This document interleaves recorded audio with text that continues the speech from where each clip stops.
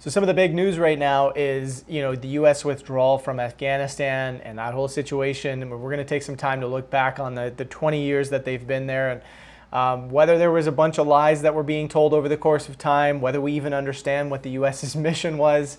We're going to explore it. I got here with me David Helfrich. David, how you doing today? And what are we going to talk about? Yeah, what's going on, Joe? It's good to be with you. This is obviously a provocative topic, so I'm looking forward to building with you on this. Yeah. So let's talk right from the beginning here. We got the Taliban offering surrender right at the beginning of this war. Can you break that down? Yeah, well, what's interesting about this is that if you go all the way back to 2001, after the United States first got involved in Afghanistan, the mission was to root out the Taliban, essentially, and to root out any vestige of Al Qaeda and Osama bin Laden, who was largely the face of 9/11 from the U.S. perspective. But just months after our involvement, as the B-52s were raining down on the Taliban at that time in November of 2001 went to then President Karzai of Afghanistan and said, "Look, we want to make a deal. The United States military power is just too much. We're losing too many lives." And at that point, Mullah Muhammad Omar of the Taliban, all he was asking for was amnesty. He just wanted to live the rest of his days out in Afghanistan in relative dignity. And at that time, Secretary of Defense Donald Rumsfeld was like, "No, we're not inclined to negotiate your surrender. We don't want your surrender." They pretty much basically said, we have this bloodlust about 9/11. We want to go after you. We want to have this prolonged occupation. So as we fast forward to today, 20 years later, 2 decades later, we have spent $2 trillion. Thousands of servicemen and women have died. 250,000 approximately Afghan men and women, many of them civilians, have perished because of our involvement here. And we could have stopped this at its infancy in 2001 when the Taliban was keen to surrender. Instead, the Taliban became emboldened, martyrs were created, and their resolve was only more steadfast as the US occupation continued, which was the best recruiting horsepower they could have ever asked for the Taliban. So when we see how powerful the Taliban is today versus what could have happened in 2001 had the Bush administration simply stopped this in its infancy, makes us have to ask the question, what is our actual mission in Afghanistan? Why were we there for so long, particularly after the Taliban wanted to surrender, Osama bin Laden was killed? Why were we there for 20 years? Yeah. Sacrificing Afghan lives, sacrificing servicemen and women for what? Expending trillions of dollars from our treasury. And that's an answer that administrations, whether it's the Bush administration, Obama administration, Trump administration, now the Biden administration, hasn't really been clear on our mission. Now, to Biden's credit, he pulled out, and the withdrawal has been going poorly. Obviously, they didn't, really plan for all the contingencies and just the horrible way that this is unfolding. But the decision to get out was the correct decision in my estimation, because we had no mission there. Our mission was unclear, and we were just essentially becoming a military occupier in what was the longest war in the history of the United States. Yeah.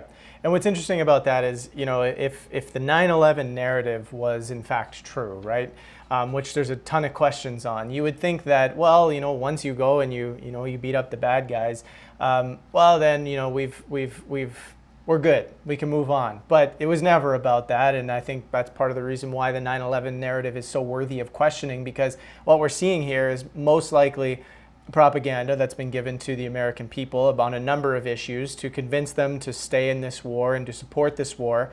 And yet the truth of it is probably something much different. And we see that again here in this 2010 leaked CIA document with regards to women's rights. Why don't we break that down a little bit? Yeah, it's a very interesting point to bring up, Joe. So we know now from the WikiLeaks leaked CIA cable from 2010 that the United States was actually trying to sort of push this propaganda to some of our allies, namely in France and Germany, some of our NATO allies, to try to make the case to justify war by making a callous reference and really using women's rights as sort of this pawn to legitimize our continued occupation in Afghanistan. And of course, we see today that if you look on the media, everyone's talking about women's rights. George Bush is concerned about us withdrawing because of his purported concern for women's rights. But interestingly enough, I don't see him saying anything about women's rights in Saudi Arabia or anywhere else in the world.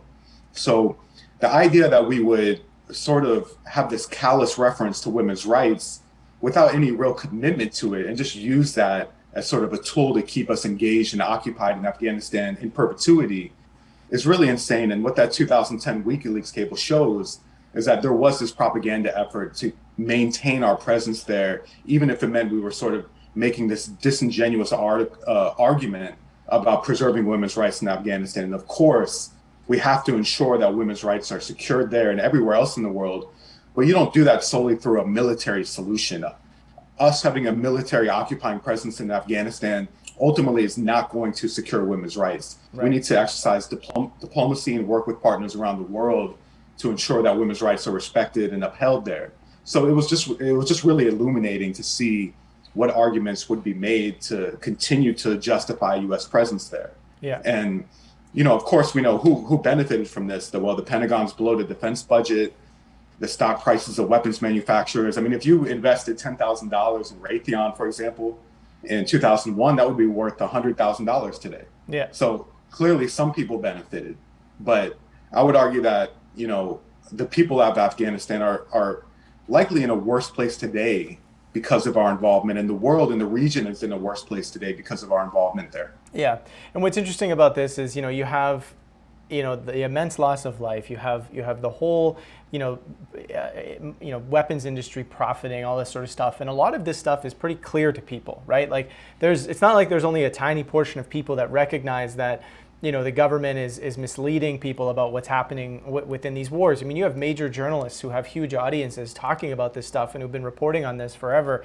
And, you start to see all that over the course of time. The government takes actions, they're obviously a lie, and then people lose trust. And so you start seeing this loss of trust in institutions that happens over and over again based on, the government's own actions. And, here them and their PR machines, aka the media, are pushing the idea that no, it's only conspiracy theorists that are making people lose trust in these institutions. And there's never this responsibility within government and within media themselves to say, hold on, we've been wrong, we've lied. There's so much evidence of us lying over and over and over and over again. Of course, people are going to lose trust in institutions, yet no responsibility taken. I mean, I feel like that's a huge part to this whole story where people are inevitably going to have to say, what the hell is the government doing and why? Right. Yeah. And, in retrospect, Joe, it's an excellent point. In retrospect, there was only one person in the United States Congress who had that healthy skepticism of our involvement in Afghanistan. And that was Congresswoman Barbara Lee, who was the sole dissenting vote against us getting into Afghanistan and occupying Afghanistan in the aftermath of 9/11. So wanted to give her a shout out, obviously. But now I think you'll see in retrospect, a lot of people realize that our involvement in Afghanistan was not what it was purported to be at the onset. And they obviously utilized 9/11 and the trauma that was inflicted there and people in a sense of shock and trauma and pain from that to justify all of these military occupying endeavors in the Middle East, which, as we know now, have just wasted lives and money with really no return on the investment there. Yeah, it's again, I'm almost left speechless to an extent, because the more we talk about this, the more it's just like, look, we have so much evidence over and over again of, governments taking advantage of crisis situations. I mean, we're seeing it with COVID, we see it with 9/11, we see it all these different things, and all of these situations are very shady. There's a lot of stuff going on where it's like we're not quite clear as to what actually happened or what is actually going on, which makes people wonder, is the concept of perhaps some knowledge of this, like we've talked about with Afghanistan. Apparently the intelligence communities in the US were well aware that the Afghan army was weak and that they wouldn't be able to do anything and this war was going to be lost and they were going nowhere, yet the public sentiment was, yeah, we're winning this, we're going to win this, there's no way we can lose. It's like you're directly lying to the public, right? And I don't know, I just keep coming back to that point because at some point people have to take responsibility for where their country is going, for where the world is going, and say, we're entrusting our trust, we're entrusting our faith in pathological liars. Like, I'm not trying to pick on them from a judgment point of view as much as I'm trying to say this is the racket, right? This is what's happening over and over and over again. And I think it's within the powers of the people to stop this. It's whatever the people continue to accept will continue to happen. I don't know. That's my feeling on this. Yeah, for sure. I mean, listen, each nation does have to exercise its own sovereign sense of self-determination. And, if you're going to get involved in a region as a superpower, you better be sure that 20 years later, you've secured a better reality and a better life for those people. Yeah. And it's just an abject failure and a tragedy that we can't say that about Afghanistan. We certainly can't say that about Iraq. So, for generations to come, these will be hard lessons learned. And unfortunately, it's been at the expense of too many lives in the Middle East. Yeah. Well said. Well, once again, David, thanks so much for the reporting, insight, and wisdom on this. That's all. For sure, Joe. You already know. It's good to be with you. Thank you.